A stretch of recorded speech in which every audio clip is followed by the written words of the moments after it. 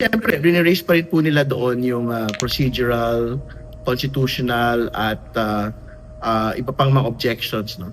Doon po sa, yung mga, basically, yung pong jurisdictional issues na rineraise na ho nila previously in all of their answers, no? But, they had been compelled to actually present a credible defense, no? So, ibig sabihin, meron na po listahan din po ng mga witnesses at mga dokumento na ipapasabina po nila.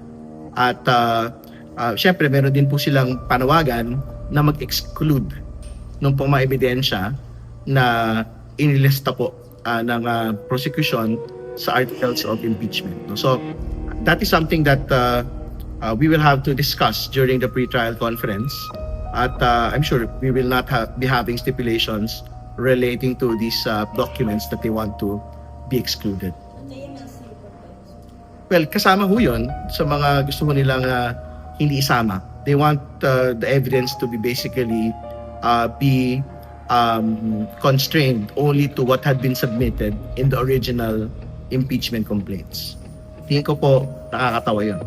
Kasi ang totoo naman ho, nothing prevents the House Committee on Justice, nothing prevents the articles of impeachment, nothing prevents anyone from actually submitting new evidence, new information up until the pre-trial proceedings. And more importantly, nothing prevents any party from actually introducing new evidence during the trial process itself, no?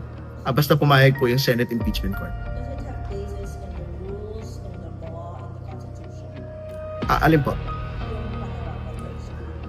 Wala po basis yun in the rules, no? So, again, malaya ho yung, in fact, sila nga ho magpa-file ho ng sarili po nilang mga ebidensya, nagpapatawag ng sarili po ng witness, magpapasabi ng sarili po nilang mga dokumento.